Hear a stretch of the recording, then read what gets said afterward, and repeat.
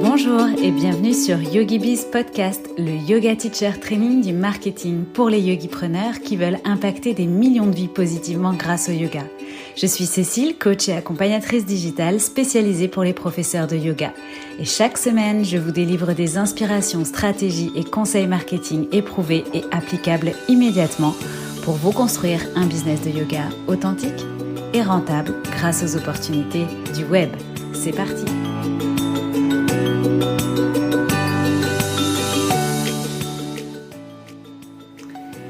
Bienvenue dans ce nouvel épisode de YogiBiz Podcast. J'ai créé cet épisode suite à un sondage en story Instagram où je vous posais la question « Qu'est-ce qui vous bloque avec votre création de contenu ?» Vous avez été nombreux et nombreuses à me répondre et le frein qui est revenu le plus souvent, c'est le manque d'idées et d'inspiration. J'ai donc décidé d'aborder particulièrement cette thématique dans cet épisode, ainsi qu'une astuce bonus pour celles et ceux qui manquent de temps pour créer leur contenu. Avant d'entrer dans le vif du sujet, comme d'habitude, je vous partage un commentaire reçu cette fois-ci en DM Instagram de la part de Sutara du compte Instagram Happy Yogi qui m'écrit. Un grand merci à toi Cécile et tout ce que tu fais pour aider les yogipreneurs. J'ai adoré ce podcast, je ne connaissais pas Marie et j'ai trouvé cet échange très agréable avec simplicité et naturel. Il m'a inspirée et encouragée dans mon idée de créer une offre digitale.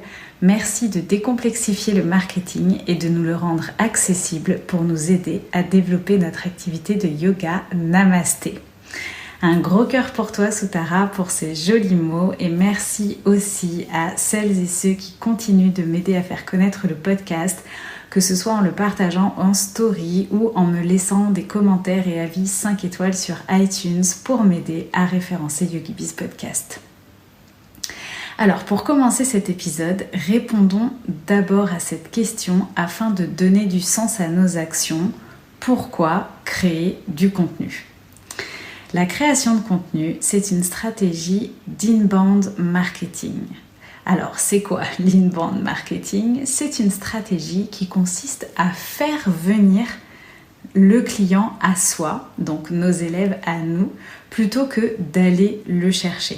Donc pour nous, profs de yoga, l'objectif est donc de faire venir des élèves potentiels à nous pour remplir nos cours, que ce soit en présentiel ou en ligne d'ailleurs, remplir nos ateliers, nos retraites, vendre nos programmes, donc nous faire connaître de plus en plus, mais aussi trouver des collaborations, vendre nos produits, convertir et fidéliser. Voilà pourquoi on passe du temps à créer du contenu et pourquoi c'est important pour développer son activité. C'est une stratégie peut-être moins agressive que la prospection directe, mais non négociable qu'il faut intégrer dans ses actions quand on a un business. Maintenant qu'on a vu cette définition, si créer du contenu est essentiel, la deuxième question que l'on se pose, c'est quel contenu créer ? Alors avant de rentrer dans la méthode pour trouver des idées et remplir notre calendrier de contenu, vous allez voir, on va remplir un calendrier pour les 3 prochains mois. Donc autant vous dire que normalement, vous ressortirez de cet épisode avec un maximum d'idées. Mais on dit souvent qu'il faut créer du contenu de qualité. Alors j'aimerais juste qu'on décrypte ensemble également cette notion avant de rentrer dans quelque chose de plus pratico-pratique. Un contenu de qualité, c'est un contenu qui apporte de la valeur. Apporter de la valeur, c'est inspirer à votre audience une sorte de changement, soit en l'incitant à agir, soit en lui donnant un nouvel angle de vue ou un nouvel angle de pensée sur une thématique ou un sujet particulier. Donc votre job, c'est d'identifier les peurs, les doutes, les a priori de votre client cible, ce qui les empêche de passer à l'action, quelles expériences n'ont pas fonctionné pour lui et montrer de nouvelles possibilités. Mais c'est aussi identifier ce qu'ils ont besoin de savoir et ce en quoi ils ont besoin de croire pour leur offrir des solutions inspirantes tout en montrant votre expertise et votre légitimité sur ces sujets. Donc finalement, ce qu'il faut retenir dans ce contenu de qualité, ce contenu de valeur, c'est l'idée d'emmener votre audience, votre élève idéal, un pas plus loin ou un pas plus près de ses objectifs. Donc, avant de publier chaque contenu, c'est vraiment cette question que vous devez vous poser. Est-ce que j'apporte de la valeur et est-ce que j'aide mon client à faire un pas de plus? À ce niveau-là, je pense que vous vous dites « Ok, Cécile, j'ai compris le principe, mais il n'empêche que je suis toujours en panne d'idées. Je manque régulièrement d'inspiration et je suis noyée face à toute la masse de contenu qu'il faut créer. » Donc je vais essayer de vous aider, c'est mon challenge d'aujourd'hui dans cet épisode, à trouver des idées. Alors, première étape, effectivement, on va brainstormer. Je vous promets que si vous réalisez sérieusement l'exercice qui va suivre, vous aurez de quoi remplir au moins 3 mois de contenu hebdomadaire. Minimum, et quand je dis hebdomadaire, c'est dans l'idée d'avoir à la fois du contenu pour vos médias les plus pertinents, les contenus hebdomadaires plus riches en expertise, mais aussi du contenu, des idées que vous pourrez utiliser pour vos réseaux sociaux. Alors, en préambule, je vous invite quand même déjà à définir vos sujets signatures. Vos sujets signatures, c'est des sujets qui sont en fonction de ce que vous offrez, donc vos produits et les services que vous vendez, donc par exemple vos cours en ligne, un membership, un programme en ligne, une retraite, etc. Donc vos sujets signatures doivent être dans ce que vous offrez dans votre business et aussi fonction de votre positionnement, votre niche, votre client idéal et bien évidemment ce dont vous avez envie de parler. Mais toujours au service de votre client idéal. Vous pouvez vous faire du coup une carte de catégorie de ces grands sujets que vous souhaitez aborder et ensuite vous pourrez venir classer du coup vos idées dans ces catégories. Et à la limite, ces catégories, ça peut déjà vous donner un tempo. Par exemple, en vous disant tous les lundis, je vais orienter mes publications sur cette thématique, tous les mardis sur celle-ci et ainsi de suite. Donc, l'idée aussi, c'est de rester focus et de ne pas être hors sujet, de publier à l'inspi ou voilà, ce qui vous passe par la tête. Il faut toujours que votre stratégie de contenu réponde quand même aux objectifs de développement de votre activité. Donc c'est pour ça qu'on essaye quand même de structurer les choses déjà en préambule. Maintenant, on va parler de là où vous pouvez trouver des idées pour alimenter ces catégories. Alors, il y a 3 possibilités. Dans ce que vous avez déjà créé, et oui, on va déjà prendre le temps de regarder ce que vous avez fait. Dans les feedbacks de vos clients et en faisant des recherches en ligne. Donc ça, c'est les 3 options que je vais vous proposer dans cet épisode. Alors d'abord, dans ce que vous avez déjà créé. Oui, je vous recommande de vous faire une bible de contenu et de lister tous les sujets que vous avez déjà abordés en termes de marketing de contenu sur toutes vos plateformes, quel que soit le média. Cette bible, déjà va vous permettre de vous rendre compte de tout ce que vous avez déjà offert comme contenu et va vous permettre de recycler votre contenu. N'oubliez jamais que vous êtes la seule ou le seul à consommer l'intégralité de votre contenu, d'une part, et d'autre part, on dit qu'il faut plusieurs fois voir un message plusieurs fois avant de l'assimiler, et on dit en moyenne 7 fois avant de l'assimiler. Donc autant vous dire que vous pouvez reproposer votre contenu plusieurs fois. Et c'est d'ailleurs même de votre responsabilité de remettre en avant les bons conseils, les bonnes astuces que vous prodiguez pour être sûr justement qu'à un moment donné, votre client idéal va tomber dessus. Donc c'est ok vraiment d'être dans cette stratégie de reproposer vos contenus. Alors certes, vous pouvez les reproposer sous un format différent. C'est pour ça qu'on appelle ça du recyclage, parce que c'est peut-être pas un copier-coller. Mais en tout cas, vous pouvez utiliser les mêmes idées et les représenter à votre client idéal d'une manière différente. Dans ce que vous avez déjà créé aussi, il y a une autre petite astuce, c'est de prendre le temps de regarder et d'analyser vos statistiques. Dans le contenu que vous avez déjà créé, il y a probablement des contenus qui sortent du lot, qui ont eu plus d'engagement, plus de partage, d'enregistrement, d'écoute, de commentaires peut-être pertinents. Et ça, c'est une bonne piste pour savoir quel contenu, quel format de contenu vous devez réexploiter. Donc prenez bien le temps de regarder ce que vous avez déjà fait et ce qui fonctionne déjà avant de vouloir réinventer la roue.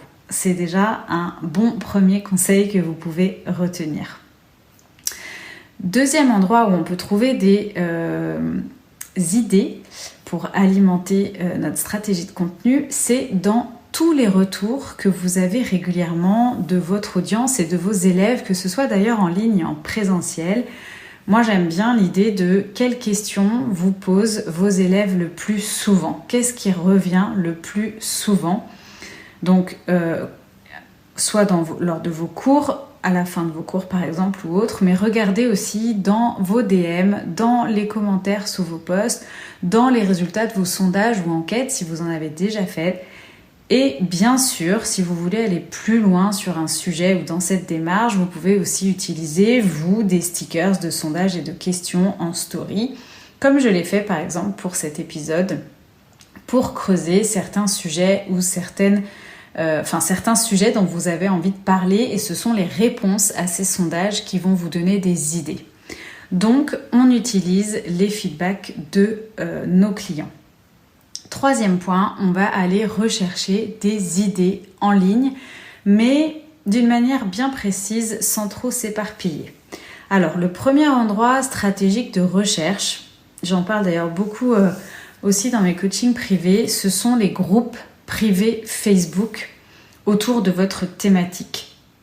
Donc, je vous ai déjà recommandé vous-même d'intégrer des groupes privés dans votre thématique. Alors, pas forcément que des groupes privés de yoga, mais par exemple, si vous avez un yoga qui est orienté sur le sommeil, par exemple, eh bien, l'idée, c'est de trouver des groupes Facebook sur la thématique du sommeil, ou en tout cas, peut-être des gens, justement, qui ont du mal à trouver le sommeil, des insomnies ou autres.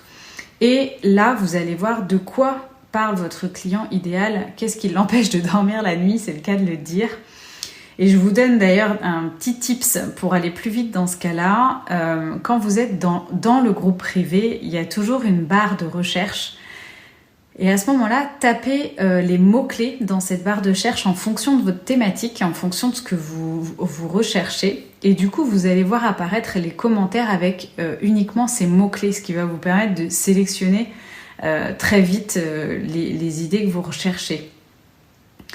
Donc par exemple, si vous faites partie d'un groupe privé de pratiquants de yoga et que vous enseignez le yin, vous pouvez très bien aller à l'essentiel en tapant yin ou yin yoga dans la barre de recherche, et déjà vous allez vous retrouver face aux questions ou aux commentaires en tout cas des gens qui s'interrogent particulièrement sur cette pratique.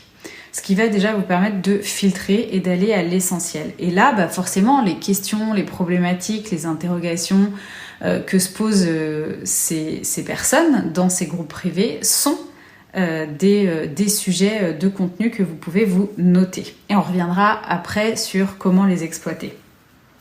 Deuxième endroit stratégique, c'est Pinterest.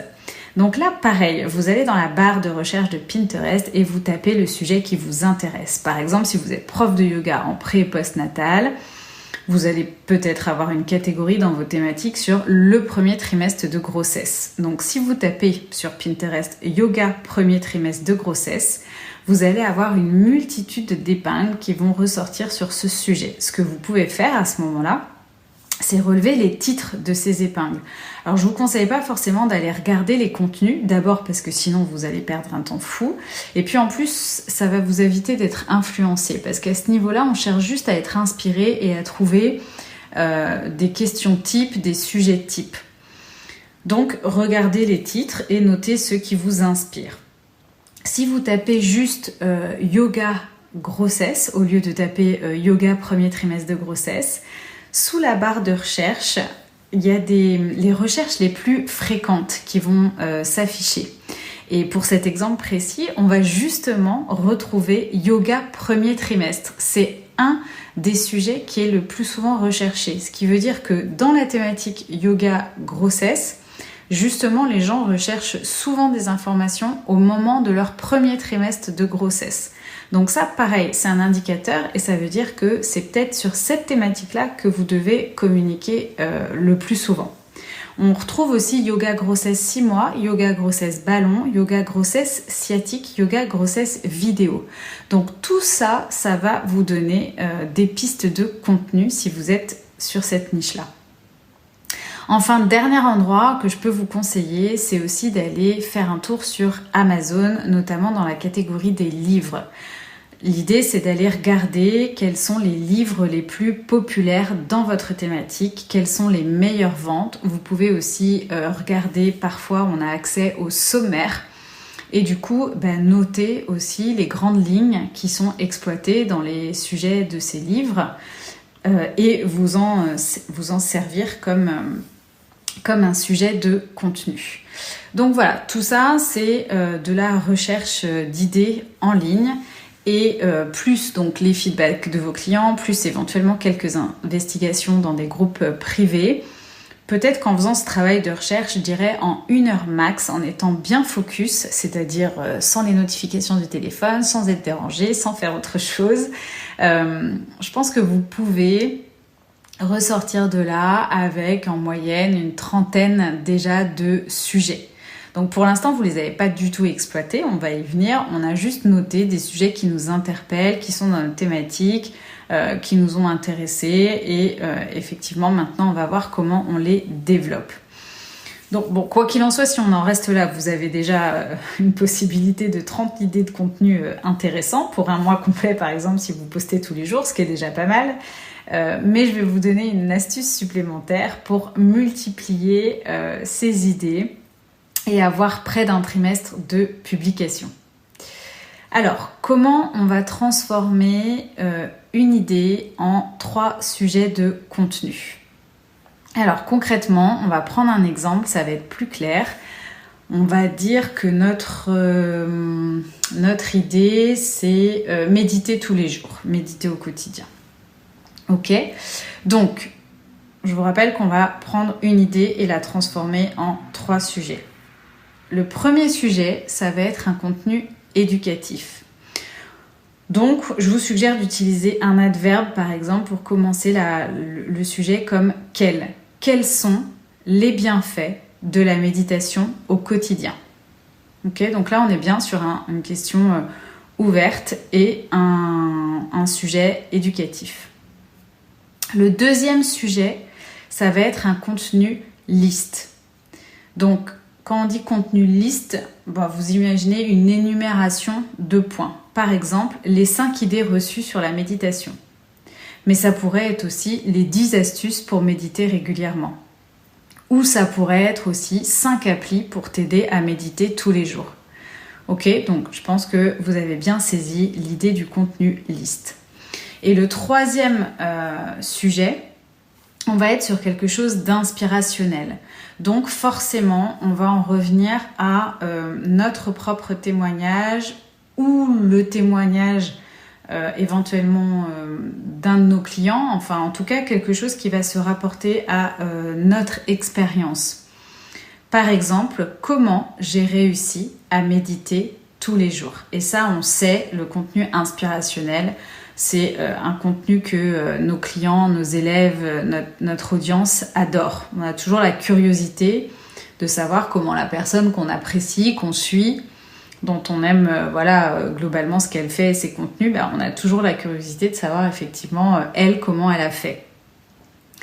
Donc on est parti d'un sujet qui est en fait la méditation au quotidien et on a finalement transformé ce sujet en 3 idées de contenu tout simplement en l'abordant sous un angle différent. On va refaire l'exercice en reprenant par exemple notre premier trimestre de grossesse. D'accord ? Donc un contenu éducatif, ça pourrait être quel yoga pratiquer pendant le premier trimestre de grossesse. Un contenu liste, ça pourrait être 4 postures à éviter pendant le premier trimestre de grossesse. Un contenu expérience, ça pourrait être comment j'ai réussi à diminuer mes nausées du matin grâce à ce flow de yoga. Et auquel cas, là, on pourrait avoir une petite vidéo de yoga. Donc, je pense que vous avez saisi la mécanique. C'est maintenant à vous de jouer avec cette méthode. Du coup, si vous démultipliez à chaque fois un sujet en 3 idées ou une idée en 3 sujets, comme on veut, on se retrouve du coup avec près de 90 idées de contenu. C'est pour ça que je vous disais que ça correspond à peu près à 3 mois d'avance, mais attention, 3 mois d'avance si on est sur du contenu hebdomadaire, si on est sur du contenu quotidien, mais ça peut même être du coup beaucoup plus, jusqu'à 6 mois ou même presque 1 an de contenu selon votre fréquence de publication et selon les médias pour lesquels vous allez utiliser ce contenu. En tout cas, voilà comment vous pouvez partir d'une liste de 30 sujets et vous retrouver avec 90 idées de contenu. Donc je pense qu'à ce stade, on a déjà un petit peu réglé votre blocage d'idées, de contenu et d'inspiration. Mais comme j'aime bien faire de l'over-delivery, on va aller un petit peu plus loin dans le process et maintenant on va parler de l'organisation pour créer ce contenu parce que je me voyais pas ne pas aborder cette partie-là. Avoir des idées, c'est le début du processus, c'est bien. Mais ensuite, effectivement, il faut les créer, les contenus, et les publier. Donc, comment on va s'organiser pour gérer cette production ? Alors, c'est là qu'entre en scène le fameux calendrier éditorial. Alors, en fait, derrière ce grand mot, c'est ni plus ni moins qu'un agenda de contenu, en fait, où chaque jour, vous savez de quoi vous allez parler sur vos différents médias. Vous pouvez très bien créer un simple calendrier sous Excel ou bien même utiliser des gestionnaires de projets comme Trello, ClickUp, peu importe. À vous d'opter pour la solution qui vous convient le mieux, faites au plus simple. Maintenant que vous avez posé chacune de vos idées dans cet agenda éditorial, ce qu'il faut planifier maintenant, c'est tout le processus créatif. Parce que une fois que vous avez l'idée, derrière, il faut trouver les visuels et rédiger les légendes ou rédiger le contenu ou enregistrer la vidéo ou autre. Donc pour cela, je vous recommande de travailler en bloc de temps, d'une part, et d'autre part, de batcher chaque tâche. Alors je vais développer le concept. Je le disais en préambule, votre stratégie de contenu est non négociable si vous voulez développer votre activité. Vous devez donc vraiment l'intégrer comme une tâche à effectuer, non négociable, au même titre que de préparer ou de donner un cours de yoga. L'idée, c'est donc, ce que je vous recommande en tout cas, c'est de figer un bloc de temps dans votre agenda dédié à votre création de contenu. Alors, idéalement, c'est bien d'avoir ce bloc de temps de manière régulière. C'est-à-dire, par exemple, tous les lundis matins sont réservés à votre création de contenu de la semaine. Et la deuxième astuce à l'intérieur de ce bloc de temps, c'est de batcher. Batcher, donc comme pour le batch cooking, c'est regrouper une tâche par lot. Donc, par exemple, rechercher les idées comme on l'a fait tout à l'heure, c'est une des étapes de la création de contenu. On aurait pu chercher une idée, créer le visuel, écrire la légende, programmer par exemple le post ou le publier. Au lieu de ça, on a déterminé un créneau pour rechercher toutes les idées, puis maintenant un créneau par exemple pour créer tous les visuels et ensuite un créneau pour écrire toutes les légendes. En fait, le cerveau, il est beaucoup plus efficace dans la répétition d'une tâche sur des petites actions répétitives. Et du coup, de cette manière-là, on optimise aussi le temps. Donc, je l'utilise souvent cet exemple pour lorsqu'on doit, par exemple, tourner des vidéos. C'est mieux d'y consacrer une journée complète parce que vu le temps qu'il faut pour mettre en place un setup, pour se mettre en condition, se familiariser avec l'exercice, justement être de plus en plus à l'aise, Bon, bah, c'est peut-être 30 minutes d'installation, d'échauffement, entre guillemets, pour faire... aller dans la journée, on va peut-être pouvoir tourner 6 vidéos de 15 minutes, admettons.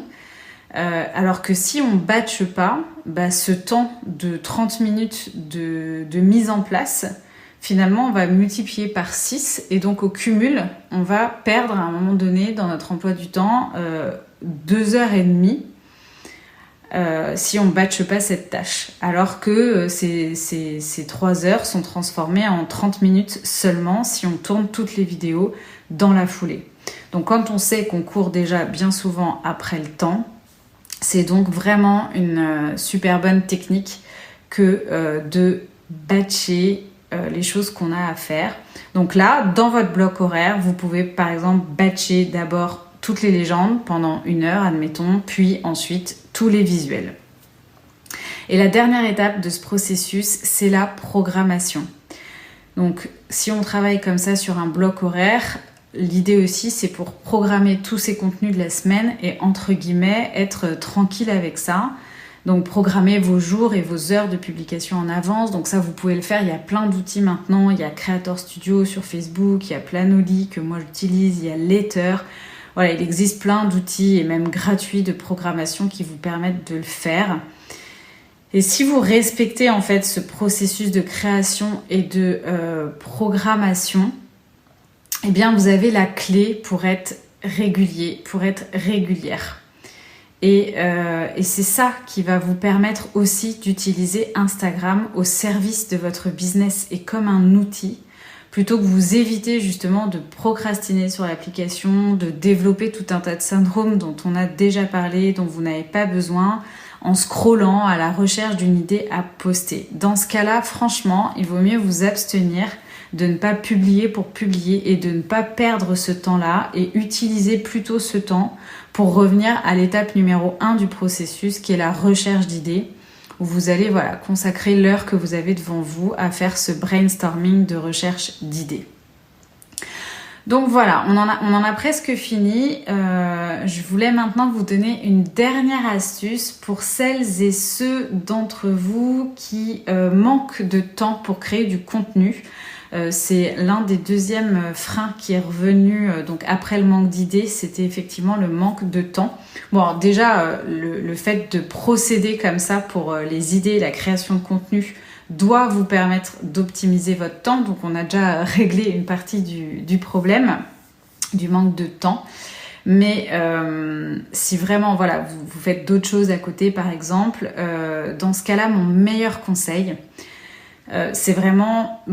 En général, si vous faites autre chose à côté, vous avez quand même dans ce domaine d'activité-là, dans le yoga, vous avez probablement une offre ou un produit à vendre. Vous proposez quelque chose. Donc, l'intérêt, c'est d'attirer des gens vers vous, d'attirer des élèves pour les convertir, vendre vos offres et vos services. Donc, dans ce cas-là, mon meilleur conseil, c'est de vous consacrer sur votre contenu hebdomadaire pertinent. Ce que j'appelle votre contenu hebdomadaire pertinent, c'est pas les publications sur les réseaux sociaux. Les publications sur les réseaux sociaux, c'est la vitrine, la poignée de main. J'appelle ça le handshake, les réseaux sociaux. Mais votre contenu hebdomadaire pertinent, c'est le contenu où vous montrez votre expertise. Mais où vous avez le temps de vous exprimer et de montrer votre expertise. Donc en gros, il y a 3 types de contenu pertinent. C'est soit de la vidéo, soit des articles de blog, soit du podcast. Okay. Donc moi par exemple, j'assois ma légitimité à travers mes épisodes de podcast. Souvent pour vous les profs de yoga, je recommande beaucoup, c'est vrai, la vidéo. Ok, donc en imaginant que ce contenu soit hebdomadaire, ce contenu principal où vous montrez votre expertise, il vous faut donc pour un trimestre 12 sujets principaux. D'accord ? Par exemple, donc ce sont les 12 sujets des 12 vidéos que vous allez publier chaque semaine, tous les lundis. Eh bien, si vous n'avez pas beaucoup de temps, c'est à partir de cette pièce de contenu principale que vous allez créer vos autres contenus, très simplement. En fait, vous allez, par effet ricochet de cette première pièce de contenu principale, découper, recycler des passages de ce contenu principal. Donc reprenons l'exemple d'une vidéo. Vous allez pouvoir justement l'utiliser à la fois pour vos posts Instagram et votre newsletter par exemple. Donc là, auquel cas on a une stratégie de contenu complète. J'ai ma vidéo, mes posts Insta et ma newsletter. Donc à partir de votre vidéo, ce que vous allez pouvoir faire par exemple, c'est tout simplement publier un extrait d'1 minute de votre vidéo par exemple. Vous allez pouvoir aussi publier plusieurs photos extraites de votre vidéo. Donc vous laissez défiler votre vidéo, vous screenshotez des photos, c'est d'avoir une bonne qualité de photos au moment où vous screenshotez. Et puis peut-être que vous allez pouvoir publier un carrousel, par exemple, de 5 postures différentes qu'on va retrouver dans votre vidéo. Peut-être que dans votre vidéo, vous parlez aussi d'une thématique particulière et que vous avez une phrase clé ou une citation dans votre cours de yoga, et vous pouvez très bien publier cette citation ou cette phrase impactante, l'extraire de votre vidéo pour en faire un post. Vous pouvez aussi faire un post promotionnel pour indiquer que votre vidéo YouTube est en ligne, donc avec un template que vous utiliserez à chaque fois que vous avez une nouvelle vidéo en ligne. Par exemple, comme moi, j'utilise un template à chaque fois que je lance un nouveau podcast. Vous pouvez aussi, et c'est assez nouveau, mais faire un reel avec les 4 ou 5 postures de votre vidéo ou les 4 ou 5 points importants de votre vidéo. Et puis, dans votre newsletter, vous pouvez tout simplement indiquer le lien pour aller voir votre vidéo et peut-être parler de 2-3 backstage.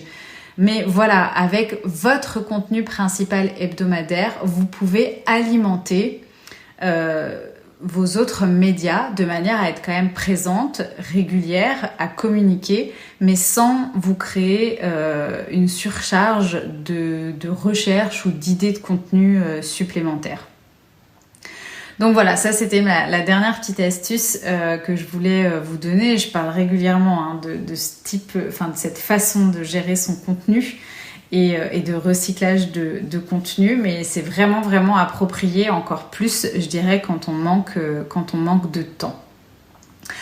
Donc pour conclure, vous avez toutes les cartes en main maintenant pour optimiser votre création de contenu. En revanche, n'oubliez quand même jamais que votre création de contenu, elle doit être au service de votre activité. Donc vraiment, elle vous sert à vendre vos produits et vos services en répondant aux besoins de votre client idéal. Et le contenu, surtout, sur lequel vous devez vous concentrer, c'est celui qui va le plus montrer votre expertise et qui aura donc du coup une durée de vie plus longue, comme justement tout ce qui va être entre guillemets référencé, donc de la vidéo, du podcast ou de l'article de blog. Donc dans cet esprit, rappelez-vous que les réseaux sociaux sont une poignée de main et que c'est votre contenu principal qui construira surtout et essentiellement la relation avec votre audience. Voilà, j'espère que cet épisode a répondu à vos attentes sur la création de contenu. Si vous souhaitez aller plus loin, notamment par rapport à Instagram, vous pouvez accéder au replay de ma masterclass sur Instagram grâce au lien en bio, donc sur mon compte Instagram @yogibizcoaching. Téléchargez la masterclass Instagram.